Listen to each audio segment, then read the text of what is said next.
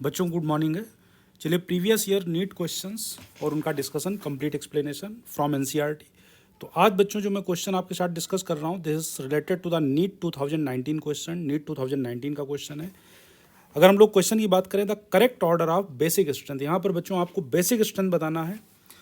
तीन तरह के अमीन्स हैं। पहला अगर आप देखें तो यहाँ पर सेकेंडरी अमीन है, this is the primary amine, और ये टर्सरी अमीन है। इस तरह से चार ऑप्शंस गिवन है और आपको ये बताना है कि among primary, secondary and tertiary amine कहाँ पर सबसे ज़्यादा बेसिक स्ट्रेंथ होगा या इसका करेक्ट ऑर्डर क्या होगा। मैं आप सभी बच्चों को क्लियर कर दूं तो बेटा ये क्वेश्चन एनसीईआरटी से पूछा गया है और ये एनसीईआरटी का जो पेज नंबर है अगर आप देख पा रहे हैं this is the page number 390 पुरानी एनसीईआरटी है बच्चों। नई एनसीईआरटी में हो सकता है पेज नंबर डिफरेंट हो, वो आप देख लेना। टॉपिक का नाम है बच्चों amines and nitrogen containing compound. चलिए अपना डिस्कशन स्टार्ट करते हैं। One of the most important question, यहाँ से नीट ने कई बार क्वेश्चन पूछा हुआ है, सो दैट मैंने ये ज़रूरी समझा कि इसको एक बार ज़रूर एक्सप्लेन कर दूं, क्योंकि बहुत सारे बच्चों का मैसेज आया कि सर इसमें डाउट है, उसमें डाउट है। ज़्यादा अच्छा है कि मैं एक वीडियो बना दूँ, उससे बच्चों को बहुत ज़्यादा फायदा होगा, स्पेशली जब नीट एग्जाम बिल्कुल आने वाला हो। चलिए स्टार्ट करते हैं बच्चों। यहाँ पर अगर हम देखें एनसीईआरटी का हम लोग पेज स्टार्ट करते हैं बच्चों, तो यहाँ पर अगर हम एनसीईआरटी के पेज नंबर 391 पे अगर देखें तो सबसे पहले जो क्वेश्चंस कहाँ से आया यही हम देखते हैं।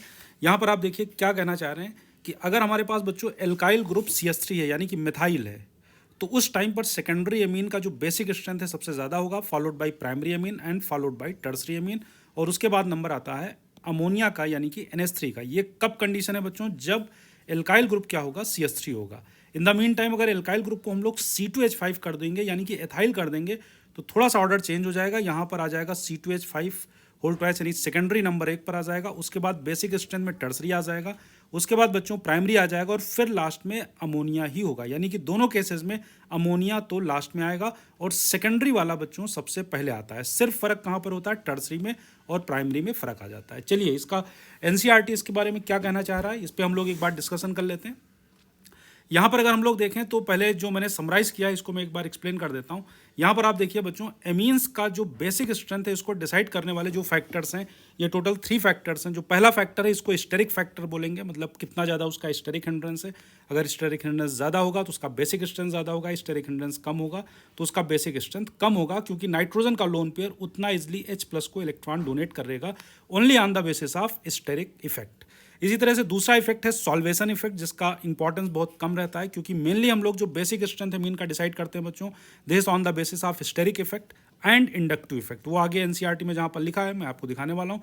अगर हम तीसरे इफेक्ट की बात करें तो ये इंडक्टिव इफेक्ट है। इंडक्टिव इफेक्ट ये बोलता है बच्चों जितने ज़्यादा प्लस आई होंगे उतना ही ज़्यादा उसका बेसिक स्ट्रेंथ होगा, क्योंकि नाइट्रोजन पर इलेक्ट्रॉन डेंसिटी उतनी ज़्यादा हो जाएगी अगर एल्काइल ग्रुप के नंबर ज़्यादा होंगे। और इस पॉइंट ऑफ व्यू से अगर हम बात करें तो जो टर्सरी अमीन है उसका बेसिक स्ट्रेंथ सबसे ज़्यादा होना चाहिए, क्योंकि टर्सरी अमीन में नाइट्रोजन के पास होते हैं टोटल 3 CH3 ग्रुप लगे होते हैं। यहाँ पर पहला CH3 हो गया, ये दूसरा CH3 हो गया और ये हो गया बच्चों तीसरा CH3।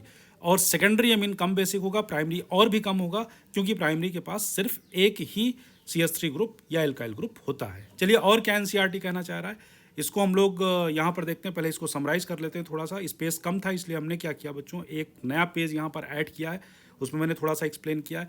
एमीन का अगर बच्चों बेसिक स्ट्रेंथ हमें या बेसिसिटी पता करना है तो इसको डिसाइड करने के लिए 90% जो कंट्रीब्यूशन होता है वो इंडक्टिव इफेक्ट का और स्टेरिक इफेक्ट का होता है। इसका मतलब हमें जो सॉल्वेशन इफेक्ट है उसको हमें इग्नोर करना है, क्योंकि उसका वेटेज बहुत कम है। यानी कि जब एमीन्स की हम लोग बेसिक स्ट्रेंथ डिसाइड करेंगे, एक इफेक्ट होगा इंडक्टिव और दूसरा इफेक्ट होगा स्टेरिक इफेक्ट। चलिए तो दोनों को हम लोग सेपरेटली डिस्कस करते हैं। यहाँ पर देखिए पहला पॉइंट, अगर हम स्टेरिक हिंड्रेंस की बात करें बच्चों तो स्टेरिक हिंड्रेंस के बेस पर अगर डिसाइड करें तो जहाँ पर स्पेस ज़्यादा होगा वो ज़्यादा बेसिक होगा, क्योंकि वो लोन पेयर नाइट्रोजन का लोन पेयर H+ को उतना फास्टली डोनेट करेगा। और इस पॉइंट ऑफ व्यू से देखें तो प्राइमरी वाला सबसे ज़्यादा बेसिक होगा, क्योंकि प्राइमरी में स्टेरिक हिंड्रेंस सबसे कम होता है, followed by secondary and followed by tertiary.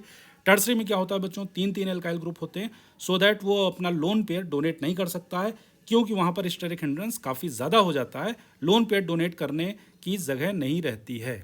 ठीक है, तो इस बेस पर अगर हम लोग केवल स्टेरिक इफेक्ट देखेंगे, primary followed by secondary followed by tertiary. और अगर दूसरा जो इफेक्ट है हमारे पास इंडक्टिव इफेक्ट, अगर मैं इसकी बात करता हूं तो इंडक्टिव इफेक्ट ये बोलता है कि एमीन में नाइट्रोजन के पास जितने ज़्यादा CH3 होंगे उतना ही ज़्यादा इलेक्ट्रॉन डेंसिटी होगी, उतना ही ज़्यादा बेसिक होगा। और इस बेस पर अगर हम देखें तो जो टर्सरी एमीन है बच्चों वो सबसे ज़्यादा बेसिक होना चाहिए, क्योंकि टर्सरी एमीन के पास टोटल 3 CH3 ग्रुप होते हैं, 3 CH3 होते हैं, followed by secondary which contain only 2 alkyl group या मिथाइल ग्रुप, और फॉलोड बाई प्राइमरी जिसके पास सिर्फ एक मिथाइल ग्रुप होता है। तो चलिए इन दोनों को अब कंबाइन करते हैं बच्चों। फाइनल वर्डिक्ट क्या होगा इस पे हम लोग आते हैं, यानी कि अब अपने को जो फाइनल आंसर निकालना है this is on the basis of hysteric effect as well as inductive effect. तो जब दोनों इफेक्ट को हम लोग कंबाइन कर देंगे तब जो आंसर आएगा, यहाँ पर आप देखिए ध्यान से, यहाँ पर सेकेंडरी सबसे ज़्यादा बेसिक निकलता है, उसके बाद प्राइमरी और उसके बाद टर्सरी निकलता है। चलिए इसका रीजन हम लोग समझने की कोशिश करते हैं।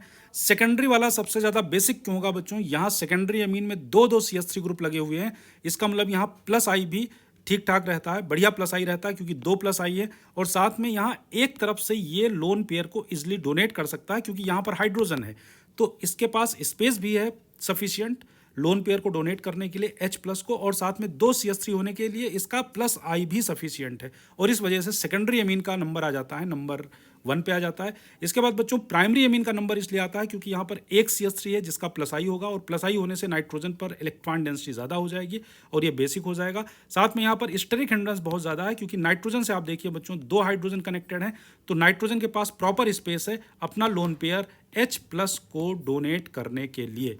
और टर्सरी अमीन का नंबर सबसे लास्ट में इसलिए आएगा क्योंकि आप देखिए बच्चों यहाँ 3 CH3 जो है वो टोटल 3 है, यानी इसके पास प्लस आई तो काफ़ी ज़्यादा है लेकिन इसके पास स्पेस का बहुत ज़्यादा प्रॉब्लम है। सारे CH3 इस नाइट्रोजन के लोन पेयर को ऑक्यूपाई कर लेंगे और इस वजह से ये लोन पेयर क्या होगा, लोन पेयर को स्पेस नहीं मिलेगा कि वो लोन पेयर H प्लस को जाके डोनेट हो जाए। क्यों? क्योंकि यहाँ पर बच्चों 3 CH3 हैं, यानी कि काफ़ी ज़्यादा स्टेरिक हिंड्रेंस है। So this is the correct order of basic strength of primary, secondary and tertiary amine. अब एक बार फिर से क्वेश्चन देखते हैं, नीट 2019 का क्वेश्चन।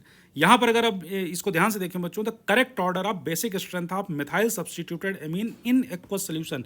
एक्वस सोल्यूशन में मिथाइल सब्स्टिट्यूटेड एमीन का बेसिक स्ट्रेंथ क्या होगा? अभी अभी हम लोगों ने देखा है कि सेकेंडरी जो होता है सबसे ज़्यादा बेसिक होता है, फॉलोड बाई प्राइमरी और फॉलोड बाई टर्सरी, यानी कि सही आंसर जो होने वाला है ये होने वाला है। लेकिन एक नया क्वेश्चन जो इस बार नीट एग्जाम में पूछा जा सकता है, क्योंकि यहाँ से तो क्वेश्चन पूछा गया है, ये वाला बच्चों क्वेश्चन लास्ट ईयर 2019 में आ चुका है, बट अभी जो ऊपर वाला क्वेश्चन है ये नीट एग्जाम में नहीं आया है।